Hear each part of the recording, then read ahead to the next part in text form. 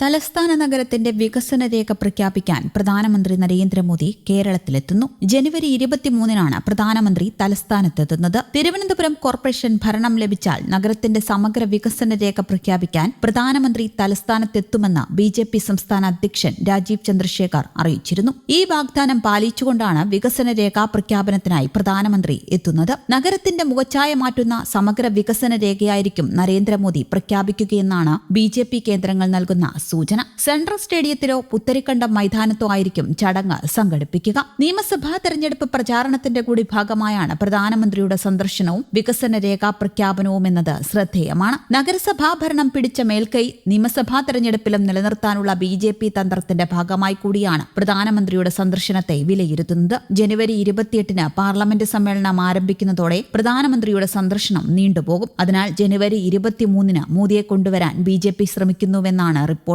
നിയമസഭാ തെരഞ്ഞെടുപ്പ് വിജയത്തിനു വേണ്ടിയുള്ള ബിജെപിയുടെ മിഷൻ 2026 പദ്ധതിയും പ്രധാനമന്ത്രി തിരുവനന്തപുരത്ത് പ്രഖ്യാപിച്ചേക്കും. കഴിഞ്ഞ തിങ്കളാഴ്ച തിരുവനന്തപുരത്ത് നടന്ന ബിജെപിയുടെ തദ്ദേശ തെരഞ്ഞെടുപ്പ് വിജയാഘോഷത്തിൽ കേന്ദ്ര ആഭ്യന്തരമന്ത്രി അമിത്ഷാ എത്തിയിരുന്നു. അതിനിടെ നിയമസഭാ തെരഞ്ഞെടുപ്പിൽ കേരളത്തിൽ ബിജെപിയുടെ മേൽനോട്ടവും ചുമതലയും കേന്ദ്രമന്ത്രി അമിത്ഷായ്ക്കാണ്. കോർ കമ്മിറ്റി യോഗത്തിൽ അമിത്ഷാ തന്നെയാണ് ഇക്കാര്യം അറിയിച്ചത്. കേരളത്തിൽ കഴിവതും ജനുവരിയിൽ തന്നെ നിയമസഭാ സ്ഥാനാർത്ഥികളെ നിശ്ചയിച്ചേക്കുമെന്നറിയിച്ച അദ്ദേഹം നേതാക്കൾ മത്സരിക്കാൻ സാധ്യതയുള്ള പ്രധാന മണ്ഡലങ്ങളിൽ പ്രവർത്തനം തുടങ്ങാൻ നിർദ്ദേശിച്ചു. കേരളത്തിൽ വിജയിക്കാനാവാത്ത പാർട്ടിയാണ് ബിജെപി എന്ന ധാരണ പൂർണ്ണമായും മാറി. ബിജെപിക്ക് വോട്ട് ചെയ്യാൻ മടിയില്ലെന്ന ലോക്സഭാ തെരഞ്ഞെടുപ്പിൽ തൃശൂരിലെയും തദ്ദേശ തെരഞ്ഞെടുപ്പിൽ തിരുവനന്തപുരത്തെയും ജയം വ്യക്തമാക്കുന്നു. ഈ സാഹചര്യം നിയമസഭാ തെരഞ്ഞെടുപ്പിൽ പരമാവധി പ്രയോജനപ്പെടുത്തണമെന്നും അമിത്ഷാ ചൂണ്ടിക്കാട്ടി. കേരളത്തിൽ ബിജെപിയുടെ വോട്ട് വിഹിതം 30-40% വർദ്ധിക്കുന്ന കാലം അതിവിദൂരമല്ലെന്നും അമിത്ഷാ പറഞ്ഞു. 2014-ൽ 11% 2024-ൽ 20% ഉയർന്നത് മിഷൻ 2026 പരിപാടിയിൽ അമിത്ഷാ ഓർമ്മിപ്പിച്ചു.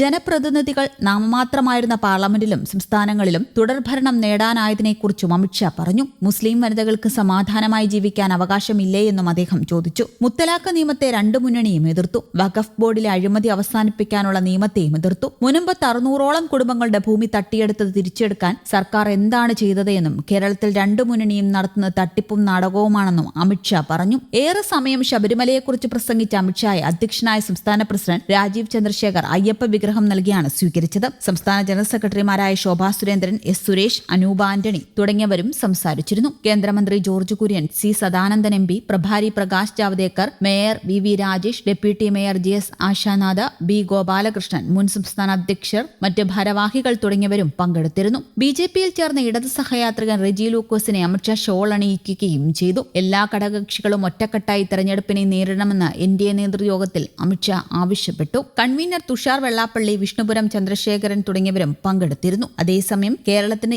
എയിംസ് ലഭിക്കുമെന്ന് ആവർത്തിച്ച് കേന്ദ്രമന്ത്രി സുരേഷ് ഗോപി. ഇക്കാര്യത്തിൽ ഉറപ്പുണ്ടെന്നും സുരേഷ് ഗോപി പറഞ്ഞു. എയിംസ് സ്ഥാപിക്കുന്നതിനായി 5 ജില്ലകൾ നിർദ്ദേശിക്കാനാണ് കേന്ദ്ര സർക്കാർ ആവശ്യപ്പെടുന്നത് എന്നും അദ്ദേഹം പറഞ്ഞു. നിലവിൽ 2 ജില്ലകൾ കേന്ദ്രീകരിച്ചാണ് ചർച്ചകൾ നടക്കുന്നത്. എന്നാൽ വികസന കാര്യങ്ങളിൽ അവഗണിക്കപ്പെട്ടു കിടക്കുന്ന ജില്ല എന്ന നിലയിൽ ആലപ്പുഴയ്ക്ക് എയിംസിനായി മുൻഗണന നൽകണമെന്നാണ് വ്യക്തിപരമായ അഭിപ്രായമെന്നും സുരേഷ് ഗോപി കൂട്ടിച്ചേർത്തു. ആലപ്പുഴയിൽ എയിംസ് സ്ഥാപിക്കാൻ സാധിച്ചില്ലെങ്കിൽ പിന്നീട് പരിഗണിക്കേണ്ടത് തൃശൂർ ജില്ലയായിരിക്കണമെന്നും കേന്ദ്രമന്ത്രി പറഞ്ഞു. ആലപ്പുഴയിൽ അല്ലെങ്കിൽ തൃശൂരിന് എയിംസ് നൽകുന്നതാണ് നീതിയെന്നും അദ്ദേഹം വ്യക്തമാക്കി. അതേസമയം കേരളത്തിൽ എയിംസ് വരുന്നത് ചിലരെയെങ്കിലും ഭയപ്പെടുത്തുന്നുണ്ടെന്നും സുരേഷ് ഗോപി പറഞ്ഞു. എവിടെ സ്ഥാപിച്ചാലും സംസ്ഥാനത്തിന് അർഹമായി ഈ വലിയ മെഡിക്കൽ കേന്ദ്രം ലഭിക്കുമെന്നത് ഉറപ്പാണെന്നും സുരേഷ് ഗോപി കൂട്ടിച്ചേർത്തു.